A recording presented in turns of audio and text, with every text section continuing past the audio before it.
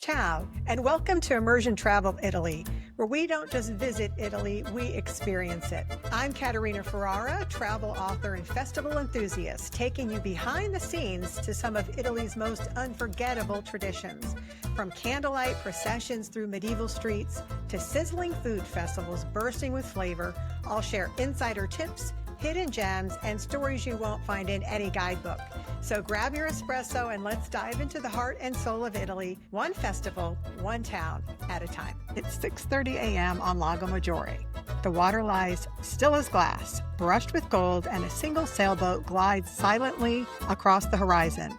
The light is gentle, the air is clean, and for a moment, the world feels perfectly balanced. Welcome to episode 5 of our Lago Maggiore series, our grand finale.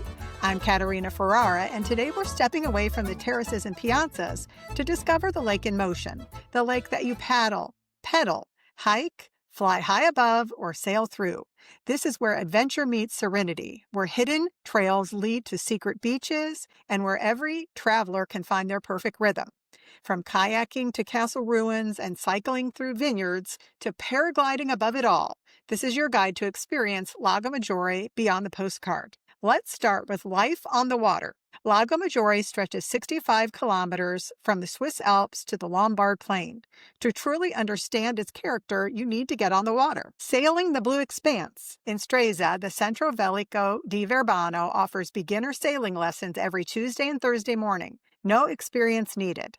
Instructors take you out for 3-hour cruises past the Borromeo Islands. The cost, about €60 per person, including equipment. Here's my insider tip.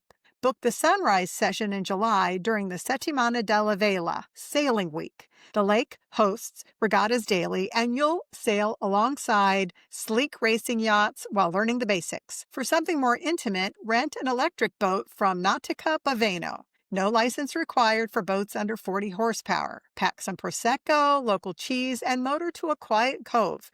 Beyond is a La Madre and anchor for lunch. The rental includes a map, marking swimming spots that locals love, but tourists often miss. From Cannero Riviera, paddle to the Castelli di Cannero, twin fortress ruins rising directly from the water. They belonged to the 19th century lake pirates who terrorized merchants until Milan destroyed their stronghold. Now ivy grows through the stones and you can kayak right into what was once the Great Hall. Best months for kayaking, May and September. The water's calm, the tourists are few, and the morning mist creates beautiful conditions for photography. For an adrenaline rush, parasailing from June through August.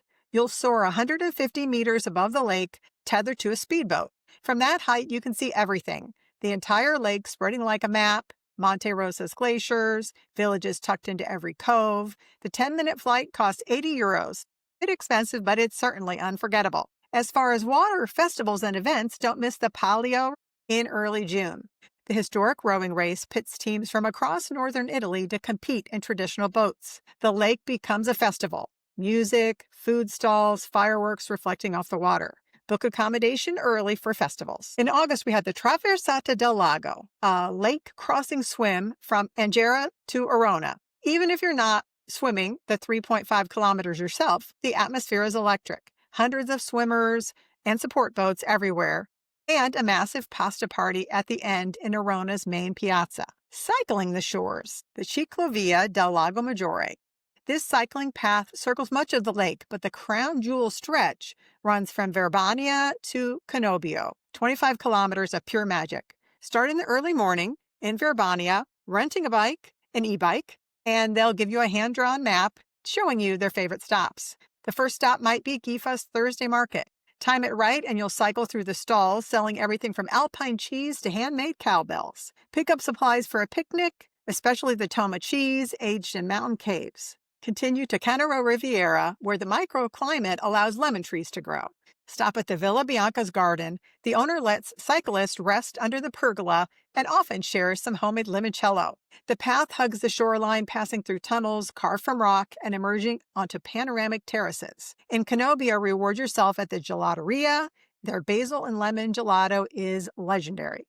For serious cyclists, tackle the Monte Materone, the mountain that divides Lago Maggiore from Lago d'Orta.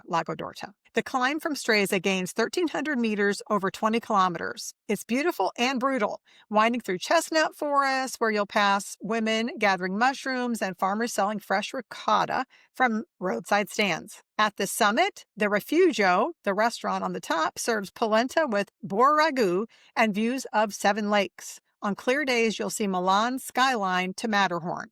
The descent to Orto San Giulia is pure joy.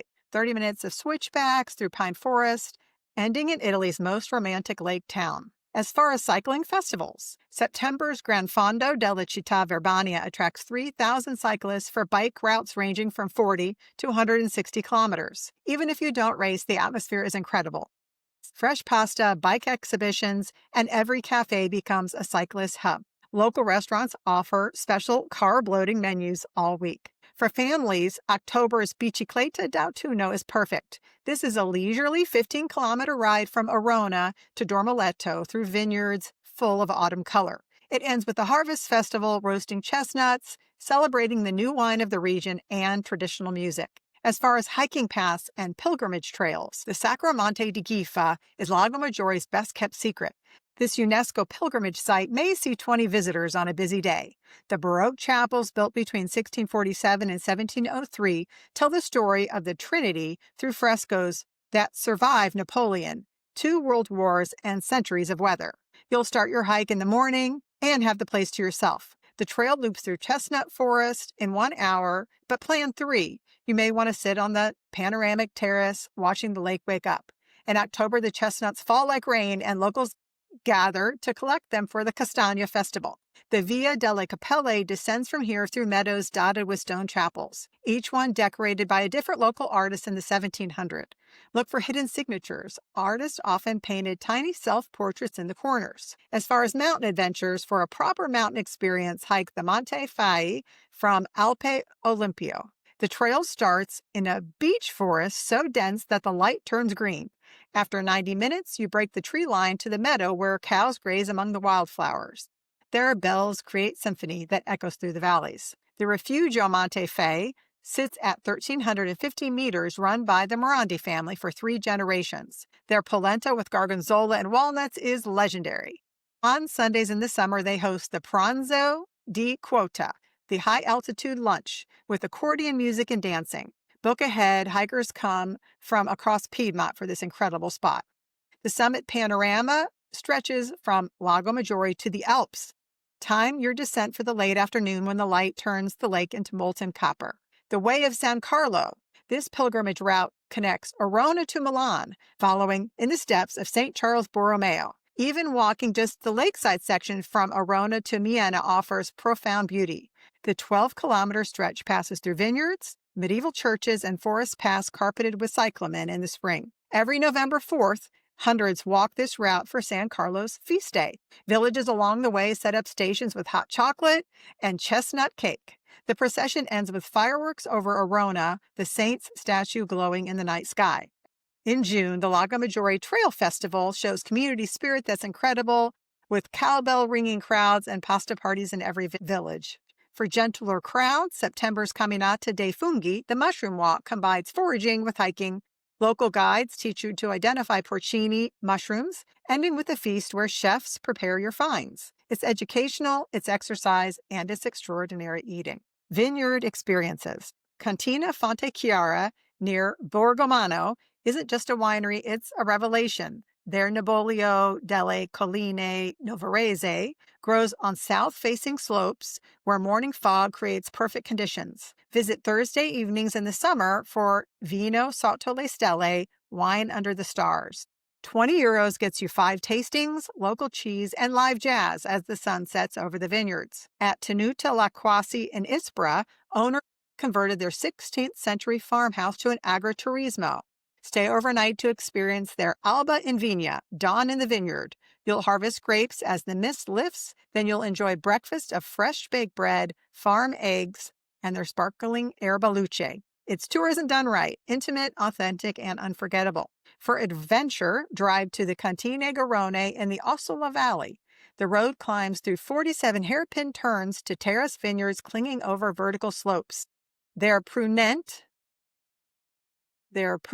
wine comes from vines planted by monks 400 years ago. The tasting room overlooks the valley. It's so beautiful. As far as Sagre, food festivals that define the lake. In May, we have the Sagra del Asparago, or Asparagus Festival, in Borgo Ticino that celebrates their white asparagus with a week-long festival. Every restaurant creates special menus, and the highlight is Sunday's outdoor feast, 500 people eating asparagus risotto at long tables by the river. In July, we have the Sagra del Pesce Perisco in Lessa, which honors the lake perch. Fishermen grill their morning catch over wood fires while accordionists play. The tradition dates back to 1547 when perch saved the village during a famine. In September, the Festival della Vendemmia happens throughout the region. Every winery opens its doors, villages host grape stomping contests, and the new wine flows in Gemme. They recreate a medieval harvest with costumes, ancient songs, and wine served in terracotta amphorae, like in Roman times. In October, the Sagra della Castagna in Bay. The Chestnut Festival includes a torch-lit procession through the forest, roasted chestnuts in every form imaginable, and crowning of a chestnut queen. The village's 300 residents host 5,000 visitors. It's organized chaos and completely wonderful. In December, the Mercatini di Natale are incredible. These are the Christmas markets in the mountains high above Verbania. Feel like stepping into a snow globe. Wooden chalets sell everything from hand-carved nativity scenes to vin brûlé, warm wine that warms you from the inside out.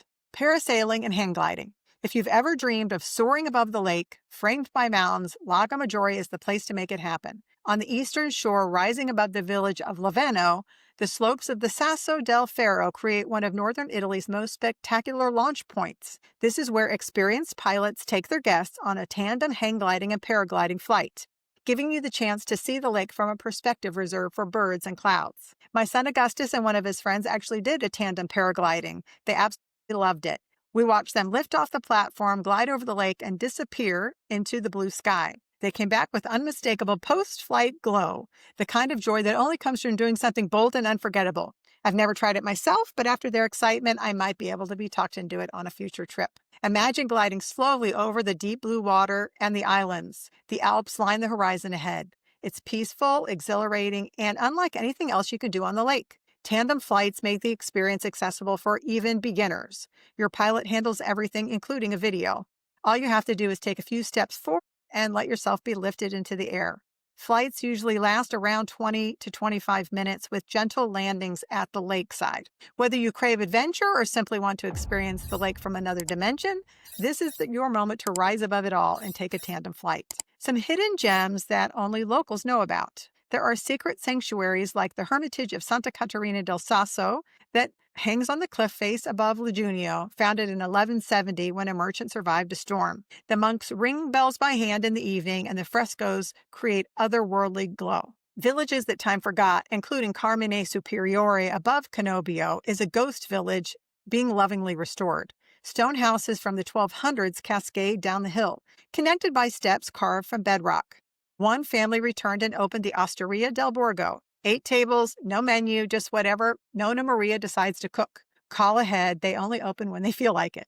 Coiromonte sits so high you look down on the clouds. Population 37, but every August 15th for Ferragosto, everybody returns to the village and the village explodes with life.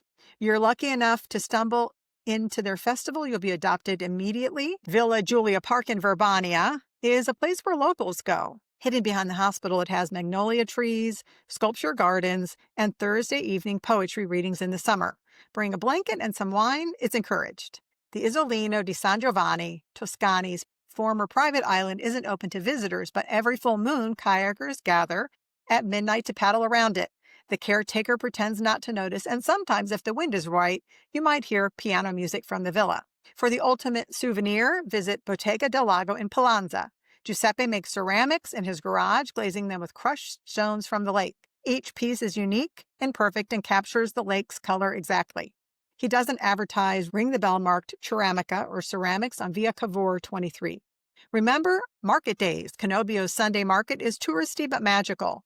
Arrive before 8 a.m. if you want to see them setting up and find early treasures. Look for Signora Teresa's stand with mountain honey. Her chestnut honey won't make it through customs, but her acacia honey travels perfectly. Intra's Saturday market is where locals shop. No tourists here, just incredible produce, fresh pasta, and wheels of cheese bigger than car tires. The fishmonger will tell you exactly how to cook whatever you buy. Take their advice, they're never wrong. Day trips to nearby lakes. Lago Maggiore is vast and endlessly rewarding, but part of the magic lies in its neighbors. Within an hour drive, you'll find lakes that each carry their own personality, smaller, quieter, or more cosmopolitan. Perfect for a day trip when you want to change the rhythm without leaving the area. Lake Lugano. South of Maggiore, straddling Italy and Switzerland, lies Lake Lugano, known in Roman times as Ceresio. It has always been a crossroad of cultures. In the Middle Ages, Milanese dukes and Swiss cantons fought for control, and today you can still feel that blend, Italian warmth and Swiss precision. In Lugano City, palm line promenades curve past alpine peaks. Take the funicular up to Monte Bre for sweeping views, or wander Gondria, a fishing village where houses lean over narrow lanes. And don't miss the Campione d'Italia, the Italian enclave surrounded entirely by Switzerland. Lugano is a lake of contrasts. Espresso and risotto on one side, Swiss chocolate and Merlot wine on the other. Lago Varese, or Lake Varese.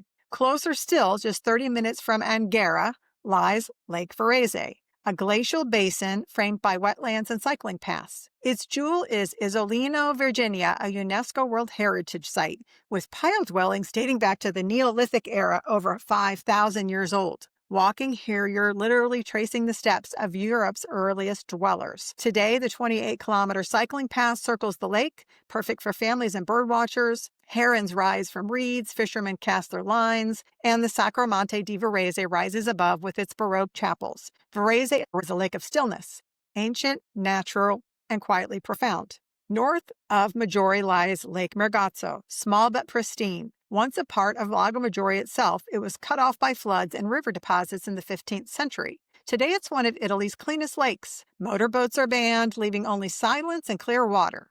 The medieval village of Mergozzo is famous for its granite, used to build Milan's Duomo, and for its sweetbread, fugacina, baked there for centuries. Swim in the calm waters, wander the stone alleys, and taste the bread warm from the oven.